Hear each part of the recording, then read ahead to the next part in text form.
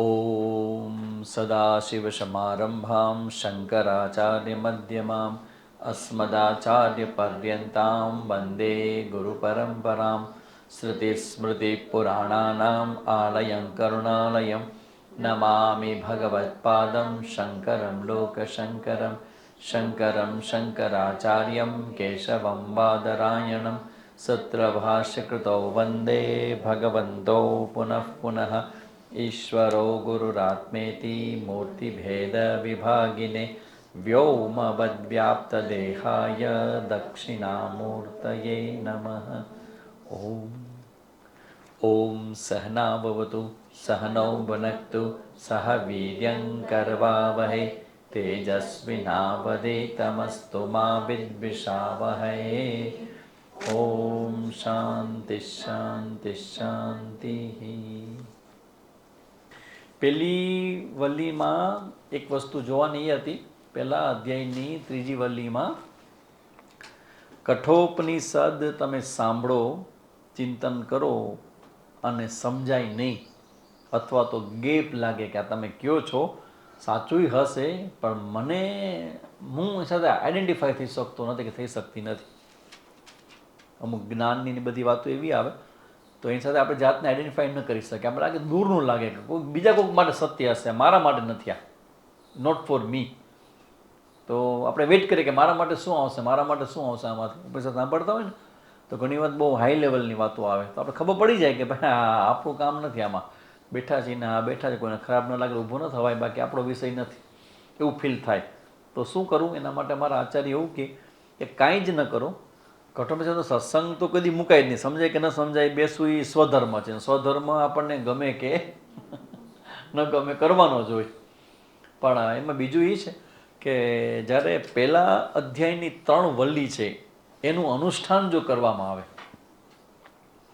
પહેલા અધ્યાયની 3 વલ્લી એટલે પહેલામાં કંઈક 23 મંત્ર છે, બીજામાં 25 છે અને ત્રીજામાં 17 છે. કેટલા થયા મંત્રો?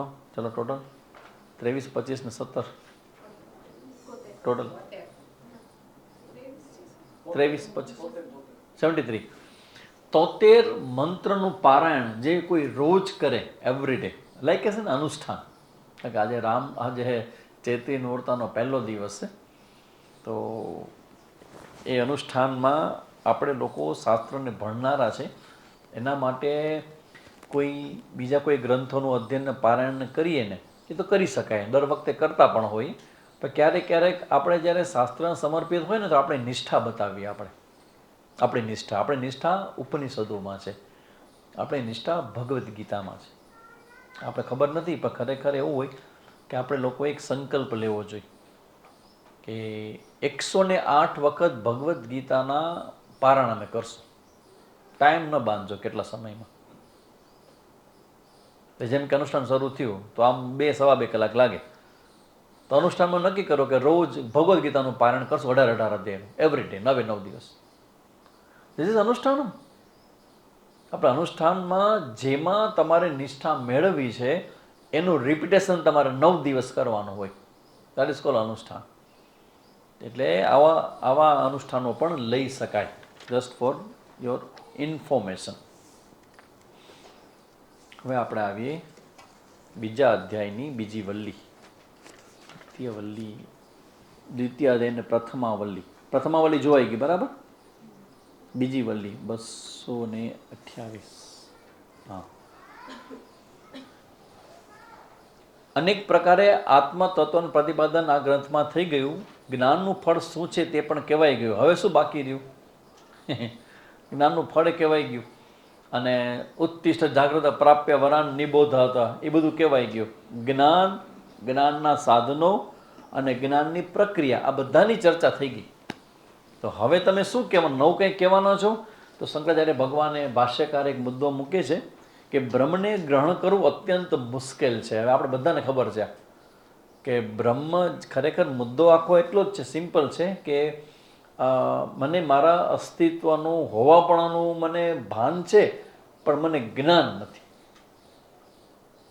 આ બંને ડિફરન્સ સમજજો. મને મારા અસ્તિત્વનું હોવાપણાનું ભાન છે કે અહમ અસ્મિ, પણ મને એનું જ્ઞાન નથી કે અહમ કહમ અસ્મિ, હું કોણ છું, હું કેવો છું. હવે જો એમ ખબર પડે, હવે મને કહો કે ભાઈ આપણો આત્મા છે જેને આપણે હું કહે, જો આપણા જીવનમાં કોન્ટ્રાડિક્શન કઈ જગ્યાએ છે તમે બરાબર જુઓ.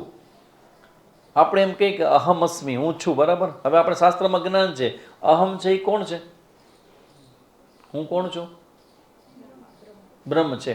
તો બ્રહ્મ એટલે શું, કોણ,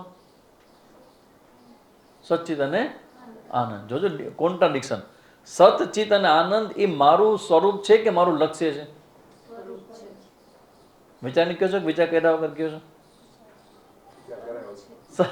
સચિત ને આનંદ એ મારું સ્વરૂપ છે કે મારું સાધ્ય છે?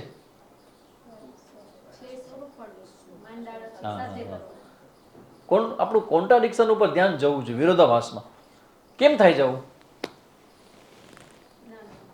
આ તો તમે મને કેમ કીધું કે સચ્ચિદાનંદ મારું સ્વરૂપ છે? આ જ્ઞાન છે કે અજ્ઞાન છે?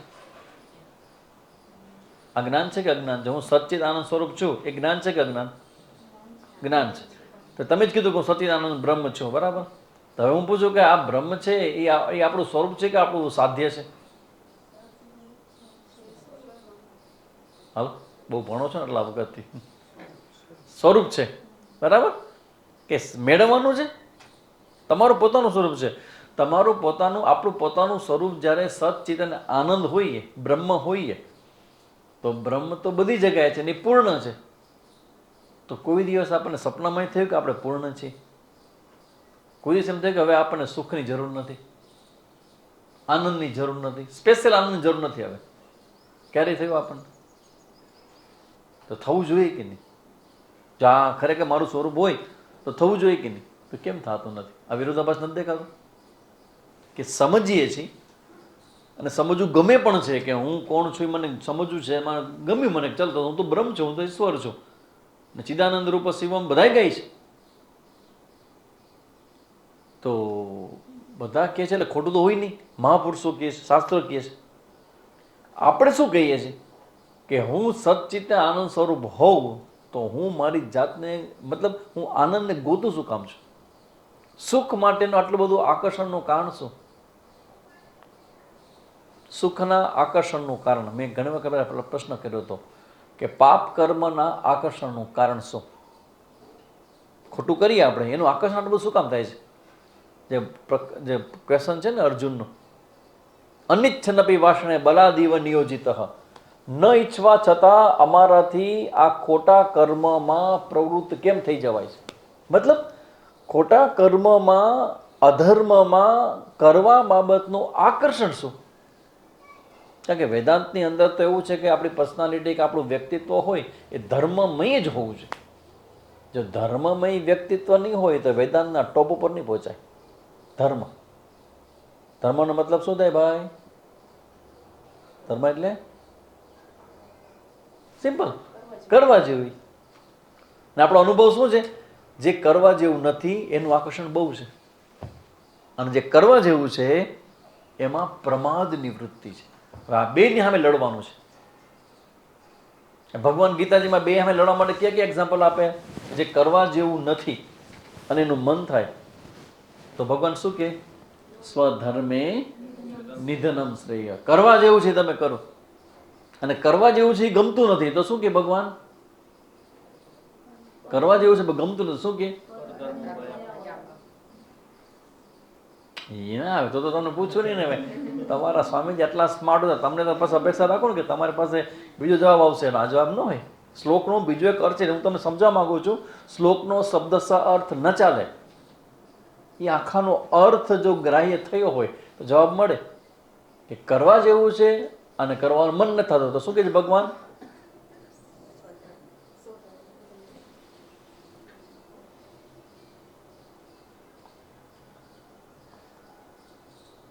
કર્મણ્યેવાધિકારસ્તે મા ફલેષુ કદાચન. પછી મા કર્મ ફલ હેતુર્ભૂઃ. પછી માતે સંગસ્ત્વ અકર્મણી. ન કરવા જવામાં જે તારી વૃત્તિ છે એ ન થાય, એટલે કે કરવા જેવું છે એમાં તારો પ્રમાદ ન થાય. કરવા જેવું છે એમાં તારું પ્રમાદ ન થાય. તો આ બંનેની સામે આપણે જે લડીએ છીએ એમાં જે ધર્મ છે એ વેદાંતમાં આપણે સમજવા બેઠા છીએ કે વેદાંતમાં આપણે બ્રહ્મને પામવા એટલે કે એનો અનુભવ કરવા માગીએ છીએ. ખાલી બૌદ્ધિક લેવલથી તમારે સાંભળવું છે કે તમારે એમાં જબોડાઈ જવું છે? તો કે નાના સામે બૌદ્ધિક લેવલથી તમારે સાંભળવા તમે શું પાછું કામ આવે? એ તો કોલેજમાં ન ભણલી, બધા પ્રોફેસરો છે. હવે તો યુટ્યુબ છે, પ્રોફેસરની જરૂર નથી. હવે તો યુટ્યુબ છે, સ્વિચ ચાલુ કરો ને કેટલા દાઢી, કેટલા મોટા જટાવાળા ને કેટલા બધા મોટા મોટા મહાપુરુષોના પ્રવચનો આવે જ છે. તો એમ સાંભળી લઈએ. મુદ્દો આખો અહીંયા છે કે આ સાંભળી લેવાથી થઈ જવાનું નથી. એટલે ભગવાન ભાષ્યકાર કહે છે આ એક જ વાક શબ્દ ઉપર કે બ્રહ્મ તત્વનો નિર્ણય કરવા માટે સમજવું, ગ્રહણ કરવું મુશ્કેલ તો લાગે, પણ ક્યારેક સમજી પણ શકાય. પણ પછી તકલીફ એ થાય છે કે આપણા જીવનમાં આપણે એનો અનુભવ કરી શકતા નથી. ભૂયોપી પથ્યમ વક્તવ્યમ. તો પછી હવે ફરીથી પાછળ જ્ઞાનની ચર્ચા આવશે અહીંયા. તો કે આ જ્ઞાન ઓલરેડી તમે કહી ચૂક્યા છો, હવે પાછળ કેમ તમે જ્ઞાન ચર્ચા કરો છો? તો કે ભાઈ શબ્દ છે ભૂયોપી પથ્યમ વક્તવ્યમ. અત્યાર સુધીમાં સૌથી વધુ વખત સ્વામીજી શું બોલ્યા હશે તમે લોકોને પથ્યમમાં? વારંવાર વારંવાર વારંવાર શું આવે છે? ગ્લાસ ન મૂકો, ગ્લાસ ન મૂકો, ગ્લાસ ન મૂકો. કેટલી વાર આવ્યો છે અત્યાર સુધીમાં? લગભગ 69-75 વખત તો થઈ ગયો છે. ગ્લાસ ન મૂકો, ગ્લાસ. કેમ વારંવાર? ભૂયોપી પથ્યમ વક્તવ્યમ. પથ્ય છે ને એને ભૂય એટલે વારંવાર કહેવું પડે કે આ ન લેજો, બરાબર ને? તાવ હોય ત્યાં તમે શું લખીને આપો છો સાહેબ? છાસ ન લેજો. પથ્યમ. પથ્યમ કામ કરે કે ઔષધ કામ કરે? આ આયુર્વેદ છે. પહેલું પથ્ય, રોગને પોષણ આપતું તત્વ પહેલા બંધ કરો અને પછી તમે આરોગ્યની દવા તમે લ્યો તો ઔષધ કામ કરે. ઔષધિ લ્યો અને પથ્ય ન પાડો, ઔષધિ વિલ નોટ વર્ક. એટલે અહીંયા ભગવાન ભાષ્યકાર કહે કે વારંવાર કહેવાનો દોષ છે તો એને પુનરુક્તિ દોષ કહેવાય કે નહીં? તમે કેટલી વાર એકને એક વાત કહેશો? શું સ્વામીજી અમારે એક જામનગરમાં એવું થયું. હું તો હજી જે સ્પીડ મને ખબર નહીં મારી સ્પીડ કેટલી છે, એટલી ઓછી છે, તમને શું પીડ ખબર નથી. જામનગરમાં એક ભાઈ નવા સ્વામીજી પાસે સાંભળવા માટે આવ્યા હતા વંડાફળીમાં, અને સ્વામીજીની સ્પીડ તો એકદમ ધીમી, ઘૂટી ઘૂટી ઘૂટી ઘૂટી ઘૂટી ઘૂટી ઘૂટીને વાતો કરે. એટલે એ ભાઈનો હજી શરૂ જ થયું તો લગભગ 1 મહિનો થયો હશે. અને સ્વામીજી ગીતાજી લીધું ને પછી પાછું સ્વામીજી પાછલું જરાક ખેંચ્યું. એટલે ભાઈ બોલ્યા ઓડિયન્સ પાસે, સ્વામીજી હવે આપણે આગળ ચાલશું? પછી તમને ખબર છે ભાઈનું શું થયું હશે? ખાલી એટલું જ કીધું કે આગળ ચાલશું. સ્વામીજીએ બરાબર સમજાયું કે શું કામ આટલું બધું પુનરાવર્તન કરવામાં આવે છે, જેથી કરીને એના પર એમ્ફસાઇઝ એટલા માટે કે એ રહી ન જાય, કાચું ન રહી જાય.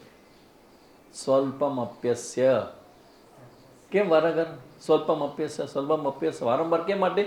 ભૂલ ન થાય એટલા માટે.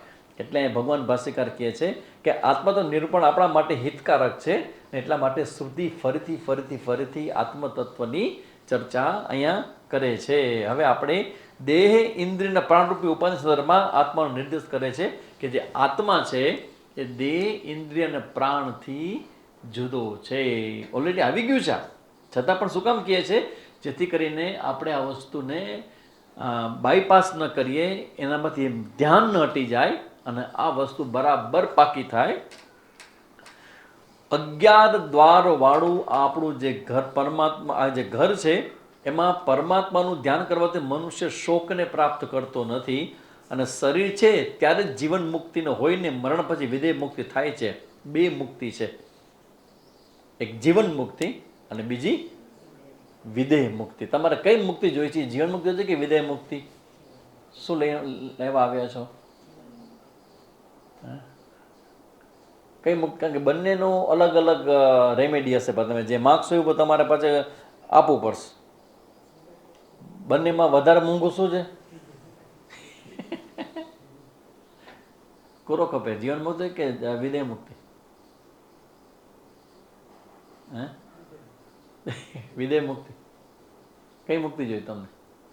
અચ્છા, બે મુક્તિનો ડિફરન્સ ખબર છે? અચ્છા અચ્છા, એ જ ખબર. ઓ અરે સ્વામીજી, હવે માલ રાખો છો બજારમાં, પણ કયો તો ખરા બેમાં ફરક શું છે? Okay okay okay okay. જો, જીવન મુક્તિનો મતલબ એવો થાય કે તમે જ્યારે જીવતા હો ત્યારે જ તમને આ બધા દુઃખોના અનુભવમાંથી મુક્તિ મળી જાય. જીવતા હો ત્યારે જ. પછી તમને સુખ દુઃખ, હાનિ લાભ, સફળતા નિષ્ફળતા બધામાં તમારે સમાન વૃત્તિ રહે. અને સંસારનું કે સંસારના પદાર્થોનું કે સંસારિક વ્યક્તિઓનું કે સંસારની ઘટનાઓનું આકર્ષણ છે ને, એ 100% નિર્મૂળ થઈ જાય. તમને આકર્ષણ થાય તો તમારે સંયમ કરવો પડે ને. આકર્ષણ થાય જ નહીં તો એ જીવન મુક્તિ છે. અત્યારે જીવું છું ત્યારે જ. અને ત્યારે તને ખબર પડે કે ભાઈ હું ચૈતન્ય આત્મા છું, તો હું બોલતો હોઉં, ચાલતો હોઉં, હસતો હોઉં. તો સ્વામીજી, હું ચૈતન્ય આત્મા છું આપણે યાદ રાખવાનું છે કે સમજવાનું છે? પછી સમજીને બીજું તમે વ્યવહાર કરતા હો તો એ સમય ઓલું યાદ રહે કે ભૂલી જાય? તમે તે શું કરો છો? સાંભળો છો ને, ત્યાં સમજો છો ને, પણ તમે માણસ છો એ ભૂલી ગયા છો? ઓકે ને? એ માણસ હા, મને કીધું એ ભાઈ, એ બેન એમ કોઈ પૂછે તરત કેવું ખબર પડે? તમે બધું જ કરતા હો ને, એક સમય ધડાક તો કોઈ પૂછે એ ભાઈ છે અંદર ક્લિયર છે. આ યાદ રાખો છો કે સ્પષ્ટ સમજાયેલું છે? ડિફરન્સ ખબર પડે છે? આ જીવન મુક્તિ છે. પણ તમે ખાતા હો, પીતા હો, હાલતા હો, ચાલતા હો, બેસતા હો, ઉઠતા હો, ડ્રાઇવિંગ કરતા હો, ગમે તે કરતા હો, તમને ખબર જ હોય કે આઈ એમ પોતે બ્રહ્મન, હું બ્રહ્મ જ છું. જીવન મુક્તિ. અને વિધેય મુક્તિ એટલે શું? તમને આ જીવન જીવતા હો ત્યાં સુધી ડખાડખી રહે બધા, કંઈક રહી જાય બાકી. પણ જ્યારે શરીર તમારું શાંત થાય અને પ્રાણ નીકળે પછી તમને મુક્તિનો અનુભવ થાય. એને વિધેય મુક્તિ કહેવાય. કે અમુક એવું શું કામ થાય ખબર છે? ઘણી વાર એવું પણ થાય કે કોઈ તીવ્ર પ્રારબ્ધ હોય ને તમારું, એ તમને મુક્તિનો અનુભવ ન કરો થવા દે. તીવ્ર પ્રારબ્ધ, મહેનત કરો, પ્રયત્ન કરો સમજવાની, પણ તમારો કર્મ હોય ને છોડે નહીં તમને. પહેલે કરેલા કર્મ તમને છોડતા નથી. એની ઇફેક્ટ એટલી બધી ઊંડાણમાં હોય કે તમે જ્ઞાન સમજી જાઓ, બધું સ્પષ્ટ થઈ જાય, તમારી સાધના ઉપાસના બધું જ તમે કરો, પણ કાંક ને કાંક વિઘ્ન આવ્યા જ કરે, આવ્યા જ કરે, ફેસ કર્યા જ કરો તમે. તમારી નિષ્ઠા થવા જ નથી. તો તીવ્ર પ્રારબ્ધ કહેવાય. તો જ્યાં સુધી જીવન હોય ત્યાં સુધી કર્મ રહેવાના છે. અને કર્મ નેગેટિવ કર્મ હોય કોઈ પાસ્ટ લાઈફના બહુ જ મોટા, તો એની લાંબી અસર હોય. તો હવે એ અસર એવી છે કે તમને જ્ઞાનમાં નિષ્ઠા ન થવા દે. તો શું કરવાનું? તો કે તમે મુક્તિ અનુભવ ન કરવા દે. શરીર પડે એટલે કર્મ બધા પૂરા થઈ ગયા, જ્ઞાન સ્પષ્ટ છે, પૂરું થઈ ગયું, પ્રારબ્ધ ભોગવાઈ ગયું અને બધા જ હટી ગયો, વાતાવરણ આખું બદલી ગયું. તમારું મન છે એકદમ સમી ગયું પોતાના. તેને કહેવાય વિધેય મુક્તિ. તો હવે કયો કઈ ખપે છે? જીવન મુક્તિ જોઈએ કે વિધેય મુક્તિ જોઈએ છે? તો હવે તો કિંમત સાંભળી લ્યો. જીવન મુક્તિ જે જોતી હોય તો સંન્યાસ લેવો પડે. જીવન મુક્તિ જેને જોઈ છે એને સંન્યાસ લેવો પડે. અને વિધેય મુક્તિ હાલે એના માટે તમે ધીમે ધીમે કરો. શું કહે કે મર્યા પછીની ઘટના છે આખી, એવું નથી. સંન્યાસનો મતલબ છે ટોટાલિટીથી એમાં જંપ લાવ, તો એ તમને જીવન મુક્તિ આપી દે. ટોટાલિટી. નરસિંહ મહેતા હોય તો એને જીવનનો અનુભવ, સંન્યાસ નથી લીધો એને, પણ એનું જીવન કેવું હતું? સવાર બપોર સાંજ સતત એમાં જ એની પ્રવૃત્તિ રહેતી. તો એવી રીતે અહીંયા બે પ્રકારની મુક્તિની વાત અહીંયા ઉપનિષદ કરે છે. એતદ વૈ તત, આ જે ચૈતન્ય આત્મા છે જે વિજ્ઞાન સ્વરૂપ, વિજ્ઞાન સ્વરૂપ મતલબ થાય પોતાનું હોવાપણાનું ભાન જેને સ્વયં થાય એ વિજ્ઞાન છે. તો આત્માનું જેને જે સ્વરૂપ છે એ 11 શરીરમાં રહેતું હોવા છતાં આ શરીરથી, આ ઇન્દ્રિયથી, આ પ્રાણથી મુક્ત છે, એનો સાક્ષી છે, એને જાણનારો છે. તમે આંખ છો કે તમે આંખને જાણનારો છો, અહીંયાથી એ અઘરું પડશે હજી.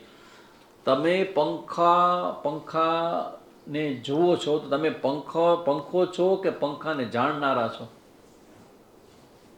ડિફરન્સ બરાબર અહીંથી સાવ ઇઝીથી શરૂ કરીએ, આપણે થોડુંક અઘરું લઈ જઈશું. પંખાને તમે જુઓ છો, પંખો ફરે છે, તો તમે પંખો છો કે પંખાને જોનાર છો? જોનાર છો. પછી પંખા ઉપર થોડુંક નજીક આવો. આ તમારું જે શરીર છે, તો તમે શરીર છો કે શરીરને જાણનારા છો? બસ ત્યાંથી શરૂ થાય યાત્રા તમારી, થોડીક અઘરી. શરીર હું નથી, શરીરને હું જાણું છું. તમારું શરીર સ્ત્રીનું હોય, પુરુષનું હોય, તો કપડાં તમે જેમ છે એમ તમારું શરીર પણ એક તમારું કપડું વસ્ત્ર જ છે. તો તમે શરીર છો કે શરીરને જાણનારા છો? શરીરને જાણનારા છો. એમ ઇન્દ્રિયને, એમ મનને, એમ બુદ્ધિને, એમ ચિત્તને ને અહંકારને. અહંકાર એટલે જીવાત્મા. અહમ અહમ કરો તેથી અહંકાર. તો આજે બધાને જાણનારો જે છે એ જ પરમાત્મા છે ને, એ જ તું છો.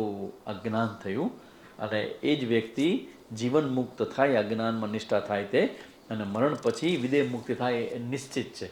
જીવન મુક્ત હોય ને એને વિદેહ મુક્તિ પાકી હોય જ, મર્યા પછી તો જીવતી વખતે જ મુક્ત છે. જ્યારે વિદેહ મુક્તિવાળાને જીવન ચાલુ હોય ત્યાં સુધી કદાચ જીવન મુક્તિનો અનુભવ ન પણ થાય એવું બને. અને એક શબ્દ છે એતદ વૈ તત. આ ત્રીજી વલીના જે શબ્દ એતદ વૈ તત મતલબ શું? હે નચિકેતા, તે પૂછ્યું તું. શું પૂછ્યું તું? મૃત્યુ પછી આ આત્મા રહે છે કે નહીં, કેવો આત્મા છે? તો સાંભળી લે, આ આત્મા છે. પછી આત્માનું સર્વપુરમાં રહેવાપણું, એ આત્મા સૂર્ય રૂપે આકાશમાં ગમન કરે છે. એટલે ટૂંકમાં તમારું હું જે છે, આપણી ભૂલ ક્યાં કરીએ છીએ? સૌથી મોટી ભૂલ જેના પર હું આંગળી મૂકું છું અત્યારે, આપણે આપણા અસ્તિત્વને લોકેશન આપીએ છીએ. તમે લોકેશન મોકલી શકો તમારું? તમે લોકેશન મોકલો છો ને? બોલો કે તમે લોકેશન મોકલો તો લોકેશન એટલે શું? તમે છો ત્યાં. હવે તમે એક જગ્યાએ છો, એ એક જગ્યાએ તમારું શરીર, મન, ઇન્દ્રિય, પ્રાણ બધું જ છે. પણ તમે એને જાણનારા, તમારું લોકેશન એ શરીર પૂરતું મર્યાદિત નથી. આટલું છે. એક્ઝામ્પલ મેં તમને આપ્યું હતું કદાચ તમારા માઇન્ડની કન્ડિશન તોડવા માટે, કે એક ઘડો હોય ને એમાં પાણી હોય, તો હું પૂછું કે ભાઈ પાણી ક્યાં છે? ઘડામાં. પાણી ક્યાં છે? ઘડામાં. હવે પાણી ભરેલો ઘડો, એટલે અંદર એટલું પાણી શું માને છે? હું ઘડાની અંદર છું.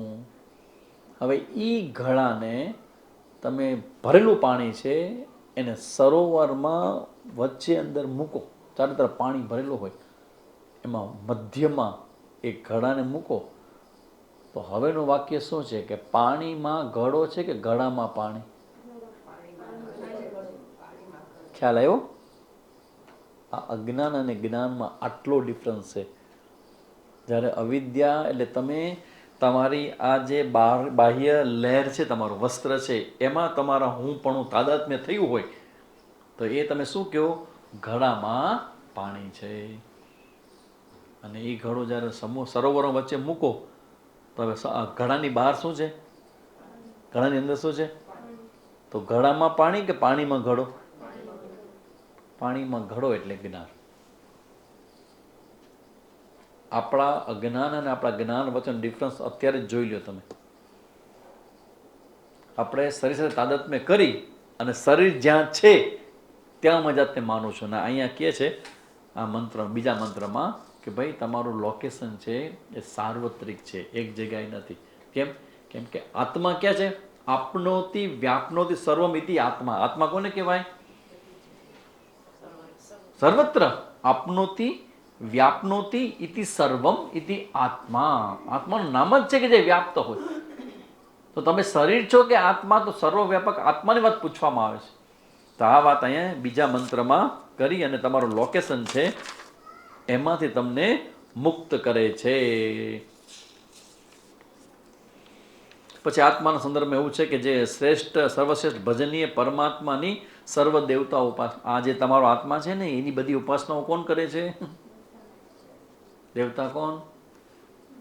જેટલા દેવતાઓ જે બધા છે એ તમારી ઉપાસના કરે છે. આપણે દેવતાની ઉપાસના કરીએ ને નોરતામાં, તો દેવતા શું કરે? કૃપા કરે. ઉપનિષદ કહે છે તમારો જે આત્મા છે, પરબ્રહ્મ છે, એની પ્રાર્થના, એની ભક્તિની, એની ઉપાસના બધા જ દેવી દેવતાઓ કરે છે. તમે વિચાર કરો વેદાંતની હાઇટ કેટલી, તમને કેટલું મોટું ફિલ્ડ આપે છે તમારા પોતાના અસ્તિત્વના બાબતમાં. બસ તમારી એ વસ્તુ એ છે કે તમારી હિંમત ખૂટેલી આ વસ્તુ માનવા બાબતની. બરાબર. પછી નચિકેતાએ પૂછ્યું હતું કે મરણ પછી આત્માની ગતિ શું છે? તો નચિકેતા જ્યારે કીધું કે એમાં શંકા છે કે આત્મા રીએ કે ચાલ્યો જાય કે ક્યાં જાય કે શું થાય, એ બધાને, તમને નહીં આપણે બધાને પ્રશ્ન થાય. આ પ્રશ્ન ક્યારે થાય? આત્મા મર્યા પછી રીએ કે જાય છે એવો પ્રશ્ન આપણને ક્યારે થાય? કે આપણે જાય ત્યારે? આપણું કોક નજીકનું જાય, હું કોને કોઈને પૂછવું હોય તો બધા નીચે મોઢા કરીને બેઠા હોય. એ કે સ્વામીજી બા ક્યાં ગયા? કેમ? તો કે બા હવે નથી, પેલા હતા. તમે ક્યાં ગયા? This is the question. Nachiketa આ પ્રશ્ન કર્યો કે આત્મા પેલા હતો ને હવે શરીર તો વયું ગયું, તો શરીર ચાલ્યું ગયું, તો શું આત્મા ગયો? તો ગયો તો ક્યાં ગયો? એવો જ નચિકેતાનો જે પ્રશ્ન હતો જેને હવે યમરાજ સંક્ષેપનો જવાબ અહીંયા આપે છે બીજા અધ્યાયની 3જી વલ્લીમાં. હંતતે ઇમમ પ્રવક્ષ્યામિ. નચિકેતા, મૃત્યુ પામ્યા પછી જીવાત્મા શું થાય એ હું તને કહું. એને પરમ રહસ્યમય સાધન પરબ્રહ્મ સ્વરૂપ કહેते પણ હવે કહીશ. શું થાય છે એનું? મરણ પામ્યા પછી પોતાના કર્મનો ઉપાસના પ્રમાણે કેટલાક જીવાત્માઓ બીજું શરીર ધારણ કરવા યોનિમાં પ્રવેશ કરે છે. આ કોણ કહે છે? યમધર્મરાજા. યમધર્મરાજા કોણ છે? મૃત્યુના રાજા. તો એને ખબર છે એક્ઝેક્ટલી શું થાય છે. હવે તમે સાંભળી લ્યો કે જ્યારે આપણું શરીર છૂટશે પછી આપણું શું થશે? શરીરનું તો ખબર છે શું થશે તમારા, એમાં તમને કે મને કોઈ ડાઉટ નથી. બરાબર. પણ આપણું શું થશે? જેને આપણે હું કહી છીએ એ જીવાત્મા શરીર છોડશે તો એ ક્યાં જશે? તો એના માટે યમધર્મ રાજા એટલે સાક્ષાત પરમાત્મા પોતે. આ ઉપનિષદ એટલે પરમાત્મા. એ પરમાત્મા કહે છે કે મરણ પામ્યા પછી પોતાના કર્મનો ઉપાસના પ્રમાણે તમે જેવા કર્મ કરેલા, ઉપાસના કરી હોય તો દેવતાઓ લેવા આવે, એ ફૂલોની વૃષ્ટિ કરે, બહુ રિસ્પેક્ટપૂર્વક લઈ જાય. આઈએ પ્રભુ, આઈએ તમારા માટે વ્યવસ્થા. ત્યાં નહીં, ત્યાં તો બધા બીજા બેસે, તમે તો આગળ આવો, ફ્રન્ટ લાઈનમાં આવો. દીપ પ્રાગટ તમારા હાથે જ રાખ્યું છે. બહુ રિસ્પેક્ટફુલ, કારણ કે તમે ઉપાસના કરી છે. જે પણ કોઈ વ્યક્તિ ઉપાસના કરી હોય ને એની ગતિમાં કદી શંકા ન કરવી, કદી શંકા ન કરવી. ઉપાસના અનુષ્ઠાનને સતત ચાલુ જ પડ્યું હોય. ઘણા લોકો એવો હોય ને માળાઓને મારવા માળા ફેરવા જ કરે. ઓમ નમો ભગવતે વાસુદેવાય ને શ્રીરામ જય રામ ને કાંક ચાલુ જ પડ્યું. કાંઈ નહીં તો ભગવદ્ ગીતા લઈ લે હાથમાં. સ્વામીજી કીધું આજે ક્લાસમાં. શું કીધું સ્વામીજીએ? 108 વખત 700 મંત્ર. આ 9 દિવસ છે, હમણાં અનુષ્ઠાન છે. મૂકો બધું, કરો ભગવદ્ ગીતા રોજ 108 વખત, એક વખત ભગવદ્ ગીતાના પારાયણ. 2.5 કલાક તમારે પોતાનો એક ગ્રીપ આવશે ને પછી 2.5 કલાકે નહીં લાગે, ધડાધડ થશે. ધડા 2 વખત થઈ જાય ગીતાજી. 9 દુ 18 એકમાં. બોલો કેમ છે આઈડિયા? જોરદાર છે કે નહીં? કારણ કે આ ભગવાનના શબ્દો છે. કૃષ્ણ શ્રી ભગવાન હોવા છે. અને ગીતાજીમાં ભગવાન કે મારી ગીતાજી જે પારાયણ કરે કે બીજાને સંભળાવે કે બીજાને પહોંચાડે એ મને ગોપી કરતાંય વધારે ગમે, રાધા કરતાંય વધારે ગમે, અત્યંત પ્રિય છે મને. તો એવી જે એ ઉપાસનામાં પણ આવે, ગીતાજી જ્ઞાનમાં પણ આવે. પણ સમજાય કે નહીં કે જ્ઞાનમાં બરાબર આપણે બરાબર સેટ થઈ શકીએ. ઘણી વખત આપણું પ્રારબ્ધ અને અમુક કર્મ એવા હોય ને સેન્સિટિવ બહુ હોય એટલે આપણે એ લાગણીના પ્રભાવમાંથી બહાર જ ના આવે. વારે ઘડે સુખ દુઃખ થયા જ કરે. તો પછી ગીતાજી સમજાવવાનું નથી તો કાંઈ ચિંતા જ ન કરો, પારાયણ કરો. ગ્રંથની કૃપા થશે તો ભગવદ્ ગીતા તમે રાખશો ને તો તમારા હૃદયમાં એના અર્થો પ્રગટ થશે. આ તમે સાધન આપી જાઓ છો મસ્ત. ઉપાસના તો જે તમારા કર્મ હોય, તમારી જે ઉપાસના હોય એ પ્રમાણે તમને બીજું શરીર મળે અથવા બીજો લોક તમને મળે છે. જ્યારે બીજા કેટલાય જીવાત્માઓ સ્થાવર ભાવને પ્રાપ્ત કરે. સ્થાવર એટલે જળ, જળ બુદ્ધિવાળા ભગવાન કહે છે આની અંદર કે આ જે લોકો એટલે ટૂંકમાં ગતિ આત્માનું શું થાય તો કે જેવી જેની મતિ ને જીવન શૈલી એવી એની ગતિ. એ વારંવાર આવે, ગીતાજીમાં આવે, ગીતાજીમાં વારંવાર આવે શબ્દ યા મતિ સા ગતિ, જેવી મતિ તેવી ગતિ. એમાં ભગવાન છેલ્લે કહે ને કે છેલ્લા શરીરના અંતકાલે છે મામેવ સ્મરણ મુક્ત્વા કલેવરમ તમ તમ ભાવાય અંતકાલે છે મામેવ સ્મરણ મુક્ત્વા કલેવરમ. 8મા અધ્યાયમાં અંતકાલે જ સ્મરણ મુક્ત્વા કલેવરમ 8મા અધ્યાયનો હા યો પ્રયાતિ સમદભાવમ યાતિ સંશય સંશય. જે જેવા ભાવથી એને કરેલું હશે છેલ્લા સમયમાં એની એવી ગતિ થશે. અમારા વારામાં છતાં થાય ને કે છેલ્લા ભાવ છે સ્વામીજી છેલ્લે જ વ્યવસ્થા કરશો. એટલે હું કહું છું એક શબ્દ મેં મારા પોતાના માટે બનાવી રાખ્યો. તમે ખબર તમને ગમે તમે કોપી કરી શકો છો આની. એ શબ્દ સાથે આજે હું જીવું છું. આ વાત કરું છું હું જામનગરમાં હતો 2000 સાલમાં. એ પહેલાં અમે કોઈને કહેલું. આજે 2025 વર્ષ થયા. મારી કેટલી યાત્રા થઈ હશે. આજે શબ્દ હું રિપીટ કરું છું કે હજી બહુ ઓછો થાય છે પ્રયત્ન. એ સિક્કાની બીજી બાજુ કહું છું, ખબર નહીં તમારા માટે હશે કે નહીં, મારા માટે છે કે સમય ઘણો વેડફાઈ જાય છે એ પરમ તત્વની પ્રાપ્તિમાં. હવે જો અમે એમ કહીએ કે અમારો સમય હજી ઘણો ઓછો પડે છે કા કથા કેવું ફીલ થાય? તમે ભાગ્ય તમારા જાતને માનો છો બહુ ફોર્મમાં. દર રવિવારે કે ક્લાસ અટેન્ડ કરું છું, દર રવિવારે ક્લાસ અટેન્ડ કરું છું. પેલા આ ધ્યેય આ લક્ષ્ય એટલું બધું ગંભીર છે, એટલું બધું ભર્યું છે કે આવડો મોટો ખજાનો આપણે જોઈ લઈએ ને પછી આપણે બેસી રહીએ. એનો મતલબ એમ કે ખજાનાની કિંમત કાઢતા આપણને આવડે નથી. ને એક વસ્તુ તમે ગમે કે ન ગમે મારી વાત હૃદયમાં લખી લેજો. આ શબ્દ હું તમને યાદ આવીશ કારણ કે તમે તે કહી દો છો ત્યારે.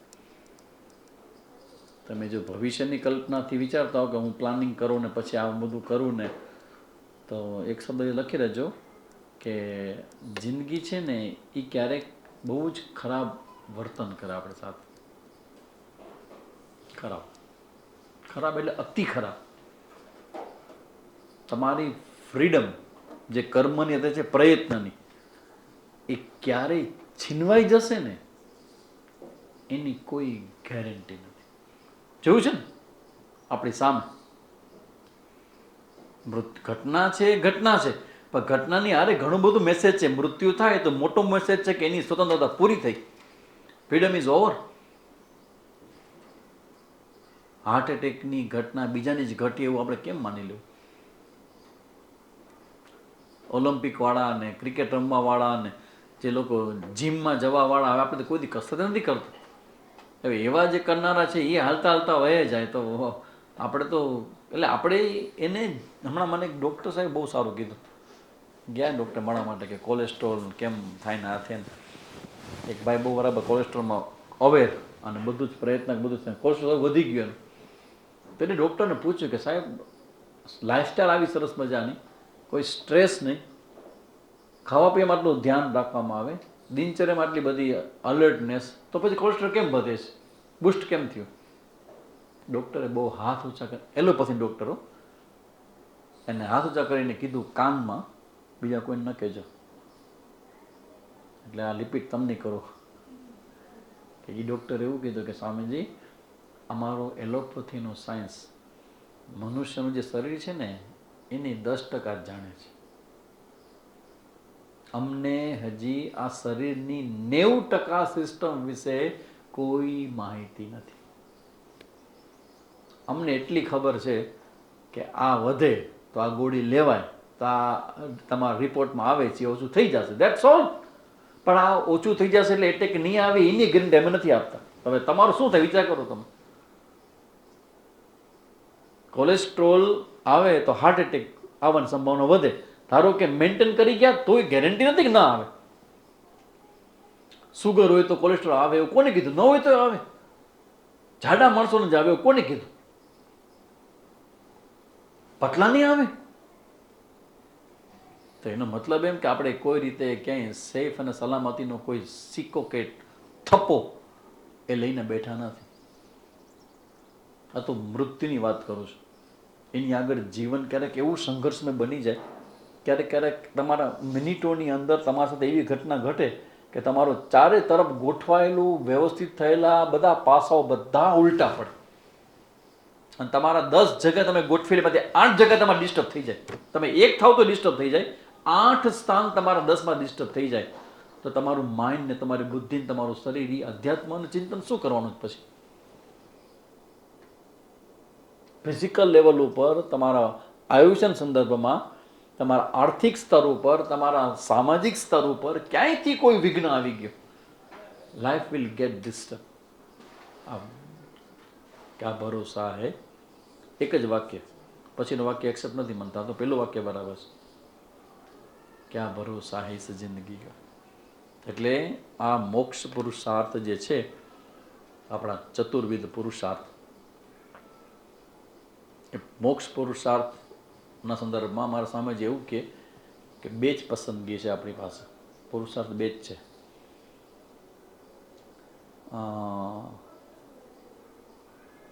વિષયાનંદ જોઈ છે કે આત્માનંદ જોઈ છે, બસ. આના સિવાય ત્રીજી કોઈ પસંદગી નથી. વિષયાનંદ અને આત્માનંદ, 4 પુરુષાર્થને 2માં કન્વર્ટ કરી નાખ્યા આપણે. બે જ છે, એક વિષયાનંદ છે અને એક આત્માનંદ છે. ને જીવન આટલું ટૂંકું, કેટલું આયુષ્ય છે કલયુગના લોકોનું, સતયુગના લોકોનું કેટલું ભાઈ? પછી ત્રેતાનું, દ્વાપરનું 2000 અને કલિયુગનું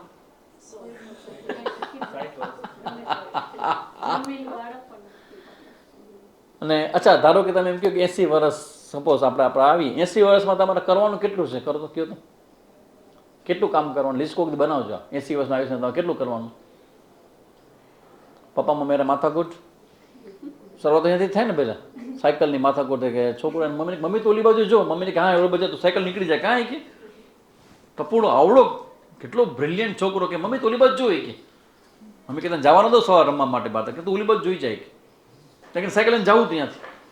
પપ્પામાં મેરા માથાકૂટનો પીરિયડ આવે, સ્કૂલોમાં જવાનો માથાકૂટનો પીરિયડ આવે. પછી સૌથી પહેલાં 10મા ધોરણનું, બેટા 10મું પાસ કરી લે. તમે જુઓ આપણી સાથે કેવી બધી રમતો થાય છે ને રમનાર આપણા જ. 12મું, બસ છોકરા 12મું કર, જિંદગી જીતી ગયો. કોલેજ પસંદ કર, કોલેજ તમે કરો. તમે જો એક એક જગ્યાએ કેટલો બધો સમય આપણો લઈ લે. હવે આ જ્યારથી જન્મ્યો ત્યારથી મોક્ષ માટેનો માર્ગ છે એની પાસે, પણ અવેલેબલ નથી. કોલેજ કરે, કોલેજ પછી કોલેજમાં ગોઠવાય, બધા મનમાં ઘુસાડી દઈએ. આપણે સેટ થયા ક્યારે કહેવાય?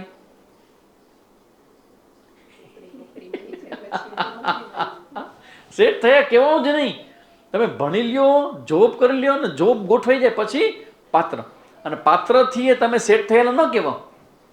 કારણ કે મમ્મીને હોય જ, મમ્મી બેઠી જ હોય કહેવા માટે. જો તો છલા શાંતિ કેવી છે ઘરમાં, શાંતિ શું વાંધો છે, ન જોઈ શાંતિ એમ કરીને સંતાન પછી ઈ આવે પછી મૂકે. તમે આ બધું કરો અને આ બધું અનુકૂળ આવે ત્યાર પછીની વાત છે. પ્રતિકૂળ તમે ફસાઈ ગયા તો ફસાઈ જ ગયા એમાં ક્યાંક. આ બધું થઈ જાય, સંપત્તિ કમાઈ લ્યો, ઘર તમે સરસ મજાનું બનાવી લ્યો, ગાડી બધું કરી લ્યો, લોકોમાં તમારે પ્રતિષ્ઠાની ઈચ્છા હોય એ બધું પૂરું કરી લ્યો. પછી કે 60 વર્ષ પછી હું સામેજીના ત્યાં ક્લાસમાં જવા માટે મેં નામ નોંધાવ્યું છે જયશ્રીબેન પાસે. 60 વર્ષ પૂરા થાય પછી ફોન કરે કે ભાઈ આવો છો ને ક્લાસમાં? તો કે હમણાં નહીં, 60 થશે પછી આવીશ. સ્વામીજી પાસે મારે ષષ્ઠી અવધિ પૂર્તિ જો સેલિબ્રેટ કરવી છે, પછી હું ક્લાસમાં આવીશ. તમને લાગતું નથી કે આપણે કેટલી મોટી, આટલું ઓછો સમય આપણી પાસે છે અને કામ કેટલું મોટું છે? તમે માનો છો આ તમે એક વખત સાંભળો થઈ જાય? ખબર તમે માનતો હતો કઈ સાલથી લાગ્યા છે અમે? 1990 લાગ્યો છું અત્યારે આમાં. કેટલા વર્ષ થયા? હે 35? કેટલી ઉંમર છે? 35? અમુકને 35 ઉંમર જ નથી. 35 વર્ષથી આ ફિલ્ડમાં છું અને મારું એક સ્ટેટમેન્ટ છે કે મારા પોતાને મને માર્ક્સ આપવા હોય તો મને 35 માટે પણ ડાઉટ લાગે કે હું મારી જાતને 35 થી 50ની વચ્ચે નહીં મૂકું. એટલો ટાઈમ મારો બગડ્યો છે. તો એટલે મારો મતલબ કહેવાનો છે કે પુરુષાર્થ કેટલો બધો મોટો જોશે આના માટે. તો એ ઉપનિષદ માં છે, શ્રુતિ માં છે, એ આપણને જગાડે કે વહેલા આ સૂત્ર રોજ બોલું રાતના સૂતી વખતે પ્રામાણિક પડે. આયેથી સૂત કાટને ઓટન લગે કપાસ. અમે આવ્યા હતા એટલે આજનો દિવસ ભગવાન આપ્યો હતો ભગવાન તરફ જવા માટે, અને દિવસ બીજાની અધ્યારી કરવામાં પસાર કર્યો. બીજાને ખુશ રાખવામાં, બીજાને સમજાવવામાં, બીજાને ખોટું ન લાગે, બીજાની ડાયરીમાં મારું નામ. આ બહુ મોટો સ્ટ્રગલ છે, બહુ જ મોટો સ્ટ્રગલ છે. અને મેં જોયું કે આ સામાન્ય નથી. આપણે સોશિયલ લાઈફ શરૂ કરીને તો ખબર નહીં, એક આની બે બાજુ છે, પણ એક બાજુ જોવી મને વધારે ગમે કે આપણે લોકો બીજા લોકોને ધ્યાનમાં રાખીને બહુ જ જીવીએ છીએ. મને એવું લાગે છે કે ઘણી વખત નહીં, ઘણી બધી વખત એમાં આપણે બહુ જ મિસ કરી જાય છે. ત્યારે એમ લાગે કે આપણે બીજા માટે જ જીવીએ છીએ. અને આખું અધ્યાત્મ, ભક્તિ એ બધું જ કોના માટે છે? તમે જુઓ, એ આખું ભગવાનને ધ્યાનમાં રાખીને જ, ઈશ્વર ધ્યાનમાં રાખીને જ, શાસ્ત્રને ધ્યાનમાં રાખીને જ. તો જ્યારે આપણી સામે સામાજિક જવાબદારી આવે અને ભગવાનની ભક્તિ અને અધ્યાત્મ અને શાસ્ત્ર અને ગુરુની બધા મેદાનમાં આવે અને નહીં આવે મેદાનમાં, તમે એકવાર આ લક્ષ્ય માટે શરૂ કરશો ને તો એનો સંઘર્ષ આવશે, આવશે ને આવશે.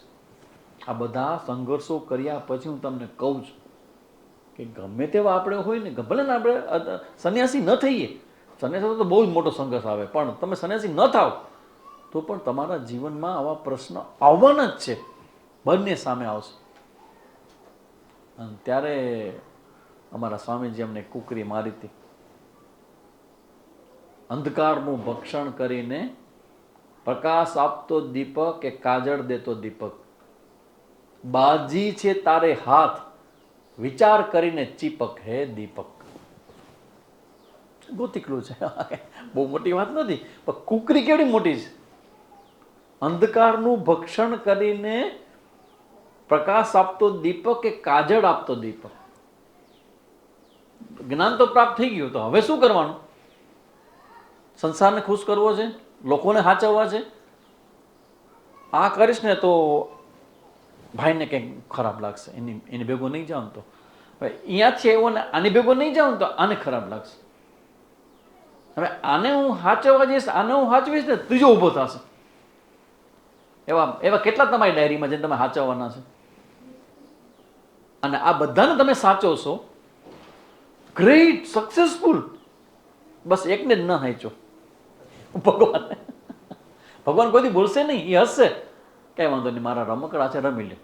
અને આમાંથી ક્યારેક થાય ખબર છે, ક્યારેક બહુ જ મોટો ઝટકો આવે ને, એ સમયે અચાનક જાગી, અરે આ બધું મેં આના માટે કર્યું ને અંતે આ નીકળ્યું. ચલો વૈરાગ્ય છે ને, વૈરાગ્ય સાથે કોણ લખ્યું? ભર્તૃહરિ. આઈ થિંક એ ખબર નહીં વાતમાં કેટલું સત્ય છે, પણ એ પોતાની પત્નીને અત્યંત પ્રેમ કરતા હતા. રાજા અત્યંત પ્રેમ, પિંગલા એવો પ્રેમ કરે, એવું પ્રેમ કરે, એવું પ્રેમ કરે. અને એની પત્ની છે એ સેનાપતિને પ્રેમ કરે. અમર ફળ મળ્યું, ખબર નહીં વાર્તામાં કેટલું સત્ય હોય. એને એની પત્નીને આપ્યું.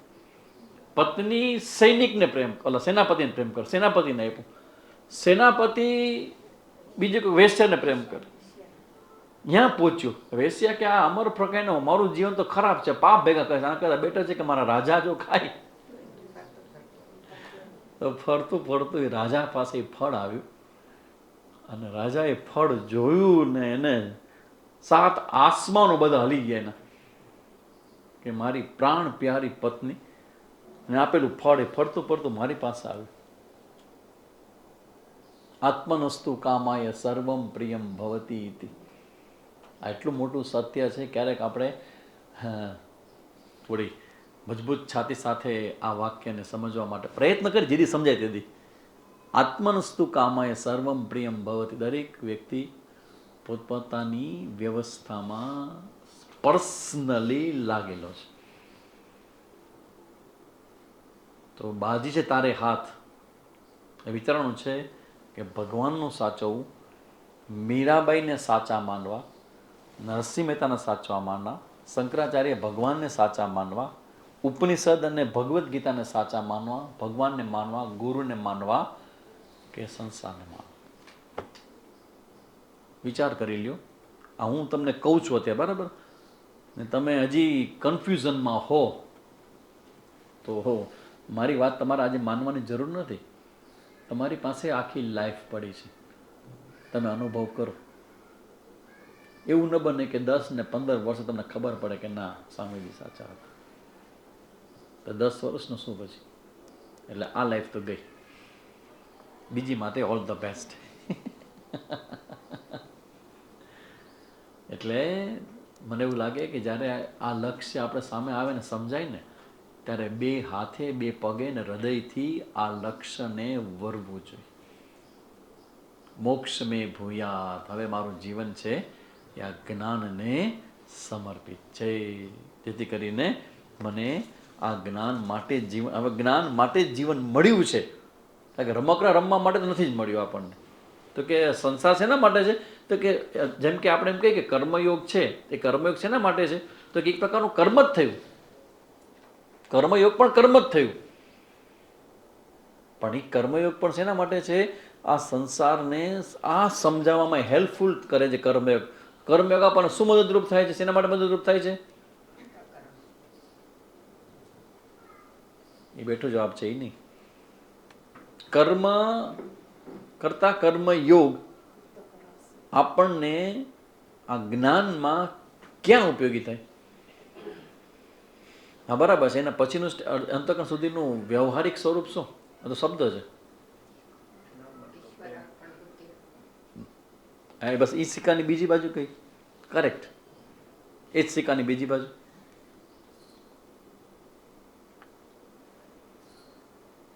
કર્મયોગ જે આપણા જીવનમાં અત્યારે નથી ને, એ આપે. શું આપે? જગતનું, અધ્યાત્મ જગતનું સૌથી મોટું ઇમ્પોર્ટન્ટ સાધન, વૈરાગ્ય. સ્વધર્મ નહીં,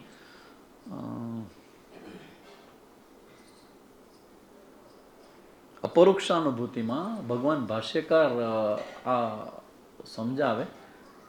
સ્વકર્મણા ના ના ના સ્વકર્મણા નહીં.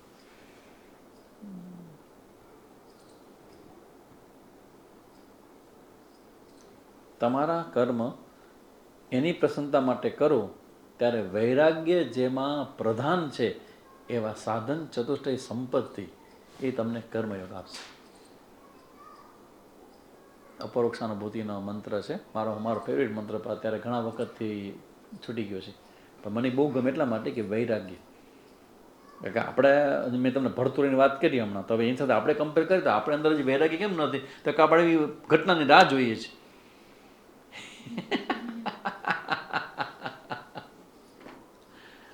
કારણ કે કોઈ પણ જીવનમાં ગમે ત્યારે ગમે તે ઘટના આવે, તો એ ઘટના આવી શકે, પણ જો કર્મ છે ને એ વૈરાગ્ય નહીં આપે. કર્મ યોગ અને કર્મ વૈરાગ્ય આપે, પણ કેવો આપે? સ્મશાન. જો હોય કે કાંઈ લઈને આવ્યો તો છગન વયો ગયો, 3.5 કરોડની સંપત્તિ મૂકી ગઈ, અમે 2 પાર્ટનર છીએ, હવે તો બધું મારું ગયું, મૂકી ગયું. તું બોલનારો છે એ વહી જવાનો છે. એ વૈરાગ્ય ટેમ્પરરી વૈરાગ્ય છે, બેઝિક નથી. જ્યારે તમારું કર્મ યોગમાં કન્વર્ટ થાય ને, પછી વૈરાગ્ય. એ વૈરાગ્યની સિક્કાની બીજી બાજુ છે જ્ઞાન પ્રત્યેનો પ્રેમ. એક બાજુ વૈરાગ્ય ને એક બાજુ જ્ઞાન પ્રત્યેનો પ્રેમ, એટલે Nachiketa. It is called Nachiketa. એટલે આ સ્પષ્ટતા કર્યા પછી જીવ બ્રહ્મના ઐક્યની વાત અહીંયા ત્રીજા 8મા મંત્રમાં કરે. જીવ બ્રહ્મનું ઐક્ય, મહાવાક્ય. મહાવાક્ય શું છે? સ્વપ્નાવસ્થામાં ઇન્દ્રિયો જ્યારે સૂઈ ગયેલી છે, બધી ઇન્દ્રિયો સૂઈ જાય તમારી, ત્યારે પણ ઈચ્છિત ભોગોનું નિર્માણ કરતો જે પુરુષ જાગતો રહે છે તે જ શુદ્ધ છે, તે જ બ્રહ્મ છે, એટલે કે સાક્ષી. આપણા શરીરની અંદર આવડું મોટું મહાન તત્વ છુપાયેલું છે, અને એ જે મહાન તત્વ છે એ સાક્ષી છે, અને એ જ જેને અમૃત અને બ્રહ્મ કહેવામાં આવે છે. સમગ્ર જગત તેના જ આશ્રિત છે. આખા જગતનો આધાર આપનારું તત્વ તમસી. You are the centre of universe. આ એક મોટું વાક્ય લખો. છોકરો વયો ગયો, ક્યાં ગયો? માસ આખું યુનિવર્સ દોડો, સેન્ટરમાં શું રાખશો? તમારો ફોટો તો હાલે નહીં, કે ફોટો તો શરીર છે. અહમ અસ્મિ, દેટ્સ ઓલ. વચમાં લખો અહમ અસ્મિ. આખું યુનિવર્સ જેના આધારે છે તે એતદ વૈતત તમસી. શરીર, મન, બુદ્ધિ, ચિત્ત ભૂલી જાઓ બધું આ, પણ તમારું અસ્તિત્વ એ આખા બ્રહ્માંડનું કેન્દ્ર છે. કોઈ પણ ઈ નોઝ. જે રાવલ છે વેદાંત જાણે છે ને ફિઝિક્સ, મોડર્ન ફિઝિક્સને બહુ સારું જાણે છે. તો હી વિલ બી હેપી કે સર આ વાત સાચી છે. મારા સામે જે કહેતા હતા ક્લાસમાં કે આપણું અસ્તિત્વ એ યુનિવર્સનું કેન્દ્ર છે. કારણ કે હંમેશા સાયન્ટિસ્ટ હોય ને એ બીજું જ કેન્દ્ર ગોતે, પોતાનું જોવે જ નહીં. એ જોવે કે યુનિવર્સ બ્રહ્માંડમાં છે શું છે શું છે શું, પણ પોતે જ છે, આખું યુનિવર્સ એના આધારે છે, એ વિચારે નહીં ક્યારે. ઉપનિષદ કે આ બધી જ ઇન્દ્રિય સૂઈ જાય ત્યારે શરીરનો જે આત્મા છે, જેને સાક્ષી કહેવામાં આવે છે, એ બધાને જાણનારો છે, જગતનો આશ્રય છે, તેનું કોઈ અતિક્રમણ કરી શકતું, તે જ આ પરમ તત્વ છે. એ તદ વૈ તત. હે નચિકેતા, જે તે પૂછ્યું હતું એ જ આ બ્રહ્મ છે. સર્વભૂતાંતર આત્મા રૂપમ રૂપમ પ્રતિબભૂવ. આ એક જ પરમાત્મા છે જે બધા રૂપે જોવાય. આખું પછી 9મું 10મું 11મું બધામાં શબ્દ છે. રૂપમ રૂપમ પ્રતિરૂપ બભૂવ. સૂર્ય, ચંદ્ર, તારા, નક્ષત્ર બધું જ એની અંદર છે. તમાત્મા સ્થમ યેનું પશ્યંતિ ધીરાહ તેસામ સુખમ શાશ્વતમ નેતરેશામ. અહીંયા આ શબ્દ જરા આપણે નોંધીને આગળ વધીએ. 12મો મંત્રમાં શ્રુતિ કહે એક અદ્વિતીય પરમાત્મા સર્વનો અંતરાત્મા હોવાને કારણે સમગ્ર જગતને પોતાના વશમાં રાખે છે. ખાલી બેઠા બેઠા તમારે હિંચકો છે ઘરમાં કોઈને? તે તમે બેઠા બેઠા પગ હલાવજો અને આ શબ્દ બોલજો, વિચારજો. સામેથી કહેતા હતા કે આખો યુનિવર્સનો કેન્દ્રમાં હું છું ને મારા કಡೆ આખી દુનિયા હાલે છે. અને પછી આ વાક્ય બોલજો કે જે અદ્વિતીય પરમાત્મા તમસી, તું જે છો તે અંતરાત્મા એટલે તમારો હું હોવાને કારણે સમગ્ર જગતને તમે તમારા વશમાં રાખો છો. તમારાથી આખું જગત હાલે છે. એક હોવા છતાં અચિંત્ય શક્તિથી જે પોતાના રૂપને અનેક પ્રકારનું બનાવી લે છે. તમે જ એક છો ને એકમાંથી અનેક થયા છો. આ તમે જ એકમાંથી અનેક થયા છો એવું કેવી થાય? પાછા તમે એક ને એક કર્યો છો અનેક થવા છતાં. કેવી રીતે બને? બપોરના પોરની હલાવો સ્વામીજી, ટાઢા પોરની નહીં. કેવી રીતે થાય? શાસ્ત્રીય નહીં, મને પ્રેક્ટિકલ એક્ઝામ્પલ આપે. તમે સપનું જુઓ તો જોનાર તમે છો, છતાં તમે એમાં છો કે સપનામાં એક રૂપમાં, છતાં બીજા બધા છે કે નહીં? તે બધા કોણ છે? યુ એવા મસ્તી. એક માત્ર તમે છો, એકમાંથી અનેક થાવ છો, છતાં તમે એકના એક રહ્યો છો. દેખાય છે, અનુભવાય છે, પણ એવું ખરેખર થતું નથી. આવા જે તમે છો તે અચિંત શક્તિથી પોતાના રૂપને અનેક પ્રકાર બનાવે છે, જે અંતમાં બુદ્ધિમાં વ્યક્ત થાય છે. અહમ અહમ અહમ જે તમારે જે થાય છે તે પરમાત્માના જે જ્ઞાની પુરુષો શાસ્ત્રનો ઉપદેશ અનુસાર દર્શન કરે છે કે તે આત્મા હું છું, તે પરમાત્મા હું છું, ચિદાનંદ રૂપ શિવોમ શિવોમ, એ હું જ ચૈતન્ય આત્મા છું. આવું જે સવારના ઉઠીને મેડિટેશન કરે છે રામનવમીના દિવસે, તેને શાશ્વત સુખની પ્રાપ્તિ થાય છે, બીજાને નહીં. બીજા રસોઈ જ કરે ખાલી. એને બ્રહ્મ ન મળે, એને આ આનંદ ન મળે, ટેમ્પરરી મળે ખાલી. કંઈક ખાય તો મળે, કંઈક સાંભળે તો મળે, આ મારું છે એમ થાય તો મળે. પણ જ્ઞાનીને જે આનંદ મળે છે એ આખી દુનિયા ઉથલ પાથલ થઈ જાય તો શેર બજાર ગમે તેવું પડી જાય ને ઉપડી જાય ને, ચડ્યું ને પડ્યું, ચડ્યું ને પડ્યું, ચડ્યું ને પડ્યું, હિસા કરે કે આ કલ્પના છે, બીજું કાંઈ નથી, કાગડિયા છે. તો આવી રીતે જે જ્ઞાની છે એને શાશ્વત સુખ છે.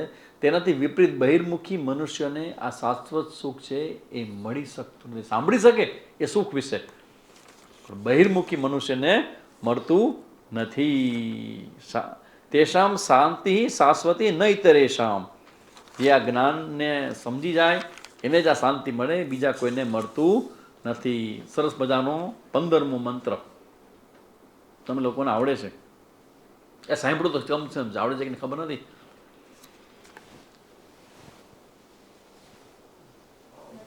ન તત્ર સૂર્યો ભાતિ ન ચંદ્ર તારકમ નેમા વિદ્યુદ્ભાંતિ કુતો યમગ્નિ તમેવ ભાંતમ અનુભાતિ સર્વમ તસ્ય ભાષા સર્વમિદમ વિભાતિ. કેટલી વાર સાંભળો છે આ શ્લોક તમે? સ્વામીજી બોલે છે ઉપનિષદનો છે, કઠોપનિષદનો 15મો મંત્ર. ન તત્ર સૂર્યો ભાતિ ન ચંદ્ર તારક. આખા જગતને પ્રકાશનારું સૂર્ય છે. તો કે આ સ્વરૂપનો જે પ્રકાશ છે ને ત્યાં સૂર્ય પણ નથી. સૂર્યનો પ્રકાશ સ્વરૂપ સુધી પહોંચી શકતો નથી. એ સૂર્યને પણ આ સ્વરૂપ પ્રકાશે છે. સૂર્યમાં જે અસ્તિત્વ છે કે સૂર્ય છે અસ્તિ, એ મારું અસ્તિત્વ છે. અહમ અસ્મિ એટલે સૂર્ય અસ્તિ. વિચાર કરો તો સૂર્યને શું પ્રકાશ છે? બેટરીના સેલ છે એ બહાર પ્રકાશે, એ પાછળના કેમ પ્રકાશે? એમ તો તે આત્મલોકમાં સૂર્ય પ્રકાશતો નથી. સૂર્યને પ્રકાશ કરશે. ચંદ્ર અને તારાઓ વીજળી તો ક્યાંથી પ્રકાશિત કરી શકે? ન તત્ર સૂર્ય ભાતિ ન ચંદ્ર ચાંદો ન તારકમ તારલાઓ ન ઈમાં વિદ્યુત. એમાં હા મોટા મોટા લાઇટ કરો તો પણ કુતોયમ અગ્નિ, એના અગ્નિ શું પ્રકાશ છે? એને શું બીજો બહારનો પ્રકાશ કરશે? આપણે અગ્નિ પ્રગટાવીએ તો પરમાત્માને કહીએ કે ભગવાન હવે અમે તમને શું અગ્નિ બતાવશું? જો ભગવાનનું મોઢું ને હાથ ને, અરે વહેલા આ તો ભગવાનનું બાહ્ય સ્વરૂપ છે. ભગવાન જેને કહેવાય અસ્તિત્વ, એને વળી આ તમારો નિરાજન એટલે કે કેવી કપૂરની આરતી શું ભગવાનને પ્રકાશિત કરવાની છે? તમે એવા ભાંતમ અનુભાતિ સર્વમ, એ ભગવાન તમારા પ્રકાશથી બધું પ્રકાશિત થાય છે. તસ્ય ભાષા સર્વમિદમ વિભાતિ. અને તેથી સર્વ કંઈ પ્રકાશિત થાય છે, તેના પ્રકાશથી આ સર્વ કંઈ ભાસે છે. વિચાર કરો, આ 15મા મંત્રમાં આ રહસ્ય બતાવ્યું તમારા પોતાના સ્વરૂપનું. અને એ રીતે અહીંયા બીજી વલ્લી પૂરી થઈ. હવે છેલ્લી વલ્લી બાકી છે, એટલે કટોપનિષદ પૂરું થશે આપણું નેક્સ્ટ સન્ડે. તો આ પ્રમાણે જ્ઞાન અને સાધનની સ્પષ્ટતા બધી કર્યા પછી બીજી વલ્લી પૂરી કરે છે. ત્રીજી વલ્લીમાં સંસારરૂપ અસ્વત્થ વૃક્ષ, તેની ચર્ચા 15મા અધ્યાયમાં આપણે દર વખતે બોલીએ છીએ. શું છે? ઊર્ધમૂલમદશાકમ અસ્વત્થમ પ્રાહુરવ્યયમ. એ જ વસ્તુ ઊર્ધમૂલો વાક્ષાક એશો સ્વત્થ સનાતન. એવું અહીંયા મંત્ર છે કઠોપનિષદમાં, એ આપણે નેક્સ્ટ ક્લાસમાં, કારણ કે આવતા રવિવારે ક્લાસ તો હશે આપણો. રામનવમીની જાહેરાત કરીએ પછી આપણે આવતા રવિવારે આપણે કઠોપનિષદ પૂરું કરશું રામનવમીના દિવસે. ઓમ પૂર્ણમદ પૂર્ણમિદમ પૂર્ણાત પૂર્ણમુદચ્યતે પૂર્ણસ્ય પૂર્ણમાદાય પૂર્ણમેવાવશિષ્યતે. ઓમ શાંતિ શાંતિ શાંતિ. હરિ ઓમ શ્રી ગુરુભ્યો નમઃ. હરિ ઓમ.